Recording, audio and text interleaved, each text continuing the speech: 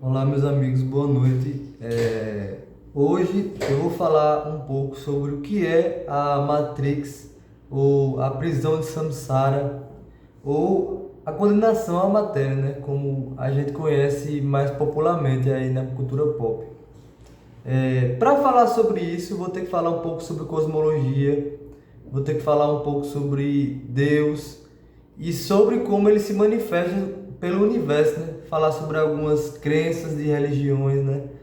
Para poder chegar até esse assunto. Ele é um pouco extenso, mas peço a todos um pouco de paciência, porque eu garanto que ele tem a sua importância, tá bom? Então, para facilitar essa aula, eu fiz um desenho, né, que eu vou utilizar algumas vezes, mas não agora. Então, primeiro eu vou começar com uma explicação simples, né? Desmistificar o que é Deus. As pessoas, o que é uma coisa muito difícil, né? Uma tarefa difícil, mas vamos tentar. Acontece que as pessoas, assim, por viverem numa cultura, por viverem numa habitação, onde costumam dar formas a Deus, costumam já ter uma forma pré-imaginária de como ele é, né? Aqui no nosso ocidente, a gente geralmente imagina um velhinho bem fortão, né? De barba, com roupas gregas, uma coisa muito parecida com Zeus, não é? Por conta da arte renascentista que retratava Deus dessa forma, né? No entanto, para a visão assim hermetista, para a visão ocultista em geral, acredito, Deus ele não é uma figura antropomórfica, ele não é uma figura de um homem, né? Nem uma figura de um animal. Ele é uma força que permeia todo o universo e todos os possíveis universos. Ele está presente em mim, ele está presente no meu cachorro, ele está presente em você que assiste. Então Deus, ele é tudo que existe, né? Ele muitas vezes falado como se fosse o todo, porque não há nada separado dele. A matéria e a consciência são partes diferentes do que é Deus, mas tudo que existe está contido no que ele é. E como ele é todas as coisas, ele não tem uma forma. Ele é uma energia que anima o universo. E ele é neutro. Essa força ela pode ser conhecida como o Tao para os chineses, como Deus para os ocidentais, pode ser conhecido como o caminho do meio para os zoroastristas, pode ser conhecido como, por exemplo, o Om ou o Brahman para os hinduístas. Então, o caso é o seguinte, que Deus está presente em tudo que existe, é uma figura panteísta, né? E natural, de natureza espiritual e material também. Ele está em tudo que existe, não há nada separado de Deus. Então, quando a gente dá uma forma a Deus, a gente já está fanatizando o negócio. Porque como Deus, ele é tudo, ele é inclusive coisas que a gente nem faz ideia, a mente humana é muito limitada para entender o infinito de possibilidades que é o universo, né? Então, quando qualquer tentativa de você estar dando forma a Deus, você já está diminuindo, você está resumindo Deus. Então é por isso que muitas doutrinas ocultas, assim como algumas religiões antigas, como o judaísmo e até o islamismo, se não me engano, eles proíbem uma grafia do que é Deus, justamente por isso, né? Porque você vai estar dando a ele uma forma. E hoje nem tanto, mas naquela época isso era um pulo para o idolatrismo, né? As pessoas começaram a idolatrar ídolos, ao invés de viver na prática a harmonia e a mensagem dada por Deus. Então, primeiro eu tenho que falar o seguinte, né? Que não se sabe por qual motivo Deus, que estava contido dentro de si mesmo antes do tempo, antes de tudo, ele vivia ali no espaço sozinho, e é o que dizem muitas culturas, né? O que eu vou falar agora, ele tem embasamento no espiritismo de Allan Kardec, na teosofia de Helena Blavatsky, e também, assim, no conhecimento geral do judaísmo, por conta do hermeticismo, da cabala, e também da filosofia védica dos hinduístas, né? Eu vou usar tantos assuntos, assim, tantos, é, como que eu vou dizer assim, tantas religiões diferentes e filosofias diferentes para explicar o mesmo assunto, porque existe uma verdade por trás da natureza. Agora, as religiões e as filosofias são tentativas de explicar o que é essa verdade, né? Alguns se aproximam mais dessa verdade e a outras se aproximam menos. Você pode dizer, ah, não, a verdade é relativa. Eu já não acho isso. Por exemplo, se eu soltar essa câmera aqui na mesa, ela vai se estourar aqui na mesa, né? Então, a lei da gravidade existe. Eu posso ter diferentes abstrações sobre o que é a lei da gravidade, mas ela existe. Então, o que eu estou tentando mostrar para vocês, essas leis esotéricas que eu vou falar para vocês, eu pego de várias filosofias, de várias religiões, para poder tentar explicar melhor, de maneira mais pedagógica, o que é a verdade. E exatamente isso que o ocultismo faz, né? Imagina que a verdade é um espelho que estava lá assim no céu e alguém jogou lá aqui embaixo. Ele caiu e se espatifou em 1000 pedaços, né? Então cada religião, cada filosofia pegou um pedacinho, mas elas geralmente não são o todo de fato.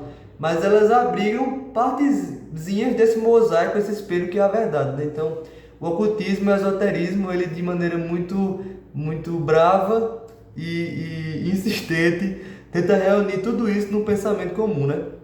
Então, dizem que Deus vivia no espaço sozinho e por algum motivo ele decidiu que ia criar o universo.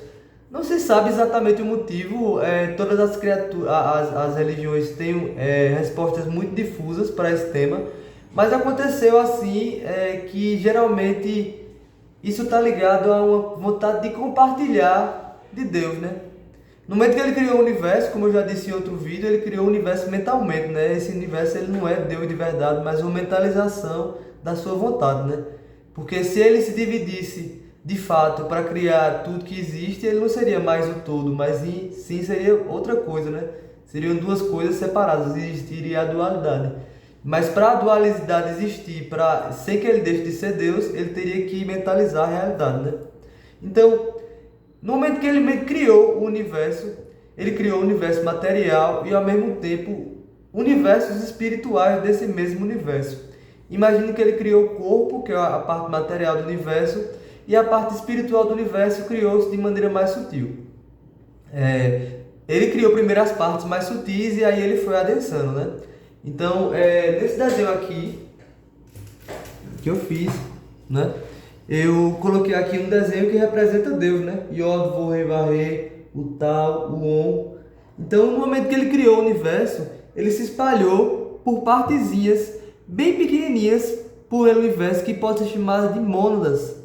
Essas mônadas são partes individuais de Deus, que são Deus em potencial, tem muito de suas características e de suas habilidades, mas elas vão crescer através do processo da reencarnação, né? Essa mônada, geralmente, ela se espalha pelo universo, entre algum planeta que seja condizente com a sua evolução, e começa um período de evolução vindo até o plano físico, primeiro em formas minerais, depois em formas vegetais. Quando a consciência dela vai se desenvolvendo, ela vai passando a sentir melhor, passa para o reino animal e depois, posteriormente, ganha uma alma humana. Do contrário do que algumas doutrinas falam, a verdade mesmo é que o espírito humano ele é milenar e que ele vem evoluindo através do processo de reencarnação, desde a matéria mineral, passou pela fase vegetal, animal, até chegar no espírito humano. E esse processo de evolução é um processo natural do universo, que sempre existiu e que sempre vai existir. E que o próprio Deus passa por esse processo de evolução, né? Então, nós começamos com uma consciência muito pequena, mas vamos passar por um processo de evolução tão contínuo através do tempo, que daqui a trilhões de anos seremos sóis de sistemas solares.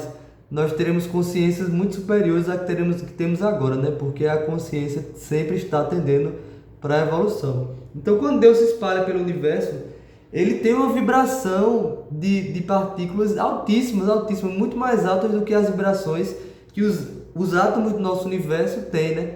Então ele não poderia, de fato, se materializar, adquirir fato, porque é uma luz e uma vibração tão poderosa que ele precisa criar, como é que eu vou dizer assim, instrumentos para adentrar nos planos mais densos. No caso, esse instrumento são as mônadas, são partezinhas dele que se dividem pelo universo para que ele possa experimentar a sua própria criação, né? Que é o universo material. A separação. Acontece que assim, quando Deus se separa, ele vem primeiro para esse plano átmico. Nesse plano átmico, ele ainda está, os espíritos se separam, né? Tem as várias mônadas que ele criou, né? E cria até hoje. Uma coisa que o pessoal pensa muito é que Deus parou de criar, mas na realidade Deus nunca deixou de criar. Ele é como uma criança com um papel e uma caneta. Ele vai brincar e ele nunca se cansa. Então ele está sempre criando. Então ele está sempre se dividindo em partezinhas menores que vão se espalhando pelo universo. Mas as partezinhas, elas vão assim primeiro se manifestando em planos muito sutis, são bebezinhas, né? E assim, e aí para ela poder se adensar, elas vão para um plano inferior utilizando um corpo. Quando uma alma, uma mônada, ela desce de um plano para outro, ela cria um corpinho em que ela possa se vestir, entendeu? Então é como ela vive no plano superior, que esse aqui não é capaz de suportar, ela cria um veículo onde ela vai poder interagir com o plano de baixo. Ela é como se fosse um videogame, né? Ela está aqui na sala de casa e aí ela cria um avatarzinho para poder interagir no plano inferior. Quanto mais inferior o plano mais existe a sensação de separação. Porque como eu disse antes, Deus está em todas as coisas. Quanto mais ele desce desses planos espirituais, mais essas mônadazinhas vão se separando e vão ficando diferente da sua origem, que é Deus. Eu, você e todas as criaturas que existem somos Deus, mas nós somos como se fossem centelhas diferentes de suas partes. E quanto mais a gente desce nos planos, mais essa separatividade aumenta, né? Mais essa individualização aumenta. Então, toda vez que nós criamos um corpo para acessar planos mais baixos, eles vão se adensando mais e tendo uma noção de separatividade um pouco maior, né? Vai se criando um pouco do que chama personalidade individual, o ego. Mas nesse plano superior aqui, o búdico, isso ainda não existe. Então, a alma ela vai descendo. Eu vou falar desses planos com mais detalhes no outro vídeo, mas eu vou explicar melhor sobre essa descida aqui. Então, ela passa pelo plano causal, criou também um corpinho. Ela vai criando corpos, né, para poder habitar o plano inferior, até que ele chega até o mental. O plano mental é o plano onde a alma recebe a inteligência, onde nós recebemos a capacidade de raciocinar. Daqui para cima, todas as coisas que tem lá, elas são abstratas. As coisas ainda não têm formas. Elas são ideias ou emanações de ideias que não têm forma, são coisas abstratas. Mas quando o espírito chega aqui nesse plano mental, ele recebe o que chama de a inteligência, como a gente conhece de fato, né? Aquela inteligência de organizar, aquela inteligência objetiva. O espírito recebe quando ele atinge esse plano mental em sua queda. Então, quando ele chega aqui, as coisas passam a ter forma. Elas deixam de ser muito abstratas e as coisas passam a ter forma. Até os corpos aqui, os corpos que o espírito habita nesses planos superiores, são corpos mais abstratos, eles não têm uma forma, eles são assim, são um conceito, né? E quando chega aqui no plano mental, ele passa a ter mão, braço, perna, ou então assim a forma que ele tomar, né? Dependendo da sua qualidade evolutiva. Mas então, quando ele desce um pouco mais, o espírito ele chega ao plano astral, que é onde a gente recebe a nossa capacidade emocional, né? A nossa gama de emoções, a gente recebe nesse plano, né? E assim como a gente faz nos outros, quando o espírito desce do plano mental para o plano astral, ele cria o corpo astral, onde ele pode interagir nesse plano astral. Esse corpo é um corpo que a gente usa quando a gente sonha, quando a gente dorme, para acessar esse plano, né? Quando o espírito ele se materializa ainda mais, né, para o plano etérico, que é o plano das energias, aquele plano que fica nossos chakras, é o plano do psicossoma que prende a nossa psique, a nossa alma, o nosso corpo quando nós estamos vivos, né? É a nossa ligação da alma astral, né, da alma superior com o mundo físico, né? Aquela corrente que nos mantém presos a esse plano material que nós estamos agora, né? Muitas vezes é chamado como fio de prata. É o que mantém nossos chakras ativos e funcionando, né? Quando nós morremos, esse corpo etérico ele se desfaz junto com o corpo físico e a consciência passa a habitar o corpo astral, né? Mas isso é motivo para outra aula, como eu digo sempre, né? Então, quando o corpo passa pelo corpo etérico, automaticamente ele vem para o plano físico. Como o espírito já desceu por todos esses planos espirituais, é natural que ele esqueça a sua natureza divina. Então, quando ele chegar aqui, no plano físico, ele não sabe exatamente quem ele é. Ele passa a habitar um corpo, pode ser um corpo animal, pode ser um corpo humano, dependendo da evolução, pode ser um corpo deificado, né, que é algo acima da nossa evolução, mas que existe por aí pelo universo. E assim, quando ele chega para cá, muitas vezes a gente vem e não sabe o que a gente veio fazer na nossa vida, né? A gente fica, poxa, por que as coisas existem? Por que eu estou aqui? Mas acontece que todas essas coisas acontecem por uma vontade de Deus de experienciar a separação, que só existe no plano físico. Por exemplo, se você for ver uma copa de uma árvore, ela tem centenas de folhas, né?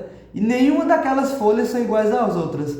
O planeta Terra, por exemplo, tem 7 bilhões de seres humanos e nenhum é igual ao outro. Então, nenhum planeta, nenhuma nebulosa, nada é um igual ao outro, tudo é diferente. Então, aqui no plano físico, é o alvo da separação, né?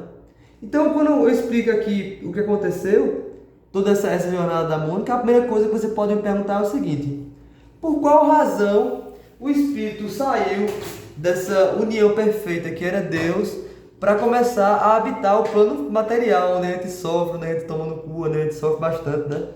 Então, acontece o seguinte: cada cultura ela tem uma maneira de explicar isso. A nossa cultura cristã, ela conta o seguinte, que Deus criou as amônadas, né? As amônadas, criou seus filhos espirituais e ele dava tudo a esses espíritos. Ele dava o jardim do Éden, a vida perfeita, né? Eles viviam na terra pura. Só que tinha ali o conhecimento do bem e do mal, né? Que a gente pode ver como uma coisa ruim, mas esse conhecimento do mal, bem e do mal, na verdade representava a evolução. Os espíritos podiam sempre ficar ali no Éden ou eles podiam ver o que tem a mais e ser como Deus, né? Porque dizem as lendas cristãs, né, que quando Adão e Eva comeu a fruta do pecado, eles passaram a ser condenados porque eles quiseram ser como Deus, né? Eu prefiro imaginar que assim, foi um momento em que a curiosidade ficou maior do que o temor a Deus. Porque note como o ser humano ele pode ter essa curiosidade de querer evoluir. Por exemplo, se você estiver numa casa onde tem uma caixa em que você pode ter tudo da casa, tudo que você sempre sonhou estava na casa, mas só aquela caixa ali você não pode abrir. Então, depois de anos você usufruindo de sua casa, com coisas que você ama, uma hora você vai pensar só naquela caixa. E vai chegar ao ponto que o humano, no seu estado natural, ele vai abrir essa caixa. Eu dei esse exemplo porque esse é o exemplo grego para a mesma história, que é o mito de Pandora, né? Que abriu a caixa e libertou todos os males, né? Então, quer dizer o seguinte, que os seres humanos, as mônadas, né, os filhos de Deus viviam no paraíso, na parte perfeita. Alguns eles eram espíritos de origem masculina, né? E outros espíritos de origem feminino, por isso que existia Adão e Eva, mas não eram duas pessoas, mas duas origens de espírito. Um refletia o padrão positivo e expansivo de Deus, e outro o padrão negativo e retrativo de Deus, né? E eu não estou falando de coisas ruins, mas estou falando dos dois polos que regem o universo, né? A expansão e a gravidade, a expansão e a retração, os polos masculinos e femininos que existem em toda a criação. Não estou falando de preconceito aqui não, gente, mas voltando para o assunto. Existiam dois tipos de espírito, né? Os Eva, as que eram Eva, né? Os espíritos voltados para essa parte feminina de Deus, e os espíritos masculinos, que eram os Adãos, né? Os espíritos voltados para a parte masculina de Deus, que viviam ali no paraíso. Em algum momento, né, houve uma rebelião, eles quiseram ser mais do que Deus por algum motivo, e foram por esse motivo expulsos do paraíso, né? Foram expulsos e condenados a sofrer a doença, a matéria, né? Então, essa é a visão muito primordial do que aconteceu, né? Jacob Boehme, que é um luterano já da época, do final da Idade Média, né, ali da Europa, ele era francês, não, ele era alemão, na verdade. Ele já dizia o seguinte, ele tinha outra historinha para explicar a mesma coisa. Imagine que Deus criou um coro e onde ele era o regedor desse coro. E tinham vários anjos em que cantavam todos perfeitamente, em harmonia, em amizade. Então, um dia, um desses anjos ele decidiu que ele gostaria de criar a própria música, sabe?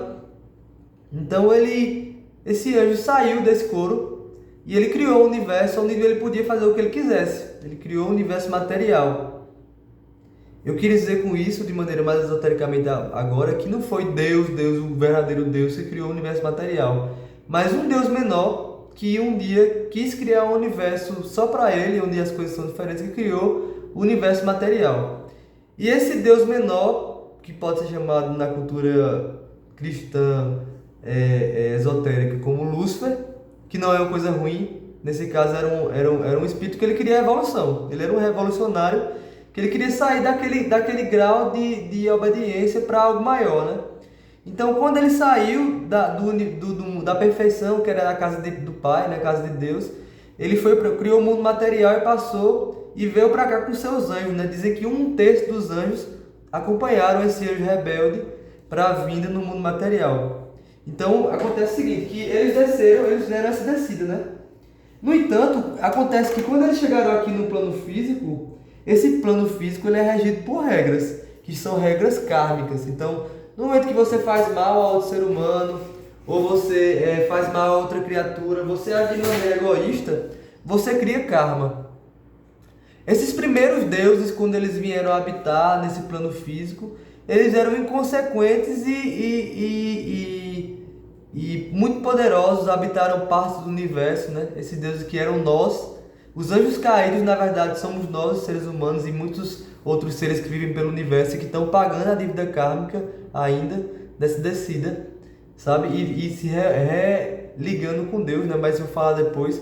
Mas a ideia é que esses anjos desceram aqui para a matéria e começaram a errar, né? Fazer mal uns aos outros, a sentir separatividades, começaram a ser egoístas. E por esse motivo eles ficaram presos no plano físico, entendeu? Como eles começaram a errar, eles tinham dívidas de karma, então por isso o espírito dele, por exemplo, aqueles anjos, eles vinham para cá, encarnavam num planeta inicialmente até melhor, né? Viviam numa relativa paz da natureza, da terra. E aí quando ele começou a errar, ele começou a criar dívidas onde ele morria, ia para o plano astral, ia para o plano mental e reencarnava para pagar os seus erros, né? Então os espíritos que foram vindo para cá, esse terço dos anjos, começaram a ficar presos nessas dívidas kármicas.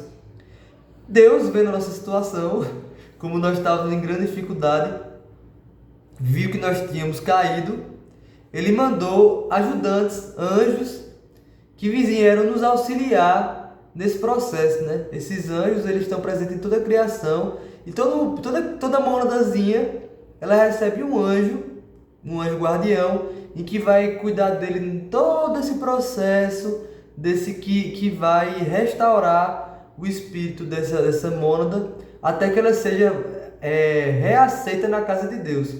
Aquela conversa do filho pródigo que Jesus fala, tal, assim, que o espírito sai da casa o filho sai da casa do pai, e aí erra, e aí ele volta e o pai mesmo assim recebe ele de braços abertos.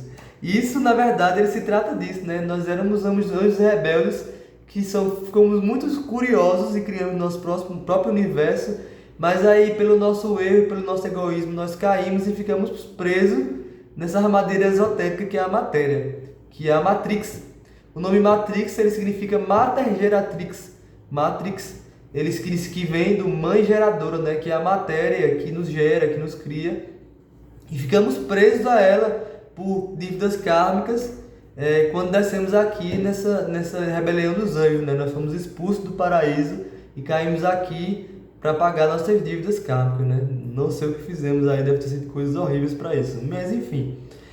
A jornada do herói é justamente a jornada de volta para nós descemos, né? Mas a jornada é a gente subir novamente esses planos espirituais e voltarmos à casa do Pai, onde vivíamos em harmonia com Deus, né? Nossa consciência se expandirá até nós nos tornarmos um com Deus. E não pense que é assim, sua consciência vai sumir quando você se tornar um com Deus. Mas na verdade, sua consciência vai se expandir até você se tornar Deus. Então, toda consciência ela é única e ela é parte ativa da criação, né? Então, quando eu digo isso, é que através da reencarnação, a gente vai ter a oportunidade de nos melhorar de não cometer novos erros. E essa experienciação no mundo físico, ela permite a evolução, coisa que no mundo espiritual onde nós estávamos antes, ele não era possível, já que tínhamos tudo na nossa mão. Lá o que, como é tudo era abstrato, o que a mônada imaginasse, ela criava. Então todas as mônadas vivem em paz porque elas têm o que elas querem, o que elas pensarem elas criam. Então, e elas estão numa união muito grande com Deus, onde elas só sentem paz, então elas só criam coisas boas, o sofrimento lá é ilógico. A separatividade do sofrimento só é criado quando a gente desce aos planos espirituais mais densos, como o físico. É só no plano físico, no plano astral e mental, onde existe a noção de ego, que somos nós. Acima desses planos, nós já estamos assim numa comunhão com o todo, comunhão com o coletivo, né? Então, todo mundo que vem e nasce no plano físico, ele tem uma missão. Essa missão ela é sempre voltada para o coletivo, para fazer o bem. Nunca vai ser fazer o mal a alguém ou prejudicar outra pessoa. Porque todas as criaturas são Deus. Então sua missão nunca vai ser causar um dano ao próprio Deus, mas sim ajudar as outras criaturas nesse processo de restauro, de de evolução da consciência, do intelecto, do moral, até ficar muito parecido com Deus e voltar à sua casa. Então, esses estudos esotéricos de reencarnação, de karma, de não fazer mal ao próximo, de tentar ser melhor, ele é muito útil porque ele vai fazer com que a gente deixe de fazer alguns erros e nossa vida vai se adequar com a natureza, né? E se adequando com a natureza, teremos muita prosperidade e paz para a gente ser quem nós somos de verdade. Porque quando chegamos aqui no plano físico, na Matrix, muitas vezes relacionamentos, drogas, ou festas, ou empregos, ou má compreensão da realidade, né, nos levam a nos distanciar da nosso principal objetivo, que é a evolução do ser. A gente vem aqui para aproveitar, vem também, né? Claro que a gente vem para aproveitar o plano físico, mas também vem para aprender e vem para crescer. Então, quando a gente aproveita, a gente também tem que ter um tempo para ajustar isso, para crescer, para ser melhor, para ensinar os irmãos que estão nesse processo. Então, quando você faz bem a alguém, faz bem a outra criatura, qualquer que seja, você está fazendo bem ao próprio Deus. Quando você respeita outra criatura, você respeita Deus. E quando você desrespeita outra criatura, aquele desrespeito vai voltar para você. Essa é a lei da semeadura. O Deus ele é impassível e equilibrado. Então, se você fizer viver no equilíbrio e praticar o bem, ele vai devolver o bem em sua vida, né? Que pai não gosta de presentear o filho que é obediente e trata bem os outros, que é legal, que é uma pessoa educada? Mas o pai não vai gostar de ver um filho sendo mal, sendo ruim com os outros irmãos, sendo rebelde. Deus ele quer a harmonia. Deus é a harmonia. Então, qualquer coisa que nos leva a ver uma harmonia entre a harmonia com nossos irmãos, isso é Deus. E tudo que leva à separatividade, isso é Satanás, que na verdade é um ego. Toda briga, se você observar, por trás está o ego, entendeu? Então, quando a gente desliga o ego e a gente começa a dar ouvidos a melhorar a nós e nossos defeitos para que a gente viva melhor em coletivo, estamos entrando em contato com Deus, porque Deus é a harmonia. Ele é a união de todas as coisas, né?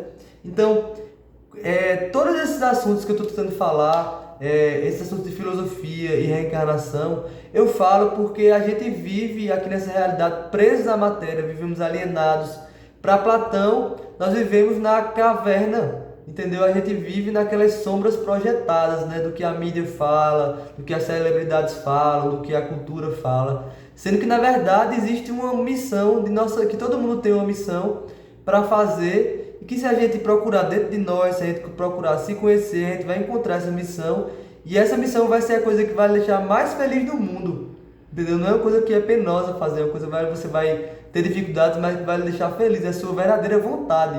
Só que muitas vezes, muitas pessoas não descobrem a sua verdadeira vontade, justamente porque elas vivem alienadas por essa matéria, por esse apego a coisas, às paixões, né? A sexo demasiado, a drogas demais, a bebida demais, a festa, a pessoas, a relacionamentos. Elas não param para olhar dentro de si e se autoconstruir-se numa criatura superior, né? Porque do corpo e das coisas que a gente constrói aqui, a única coisa que a gente vai levar de uma vida para outra são as experiências.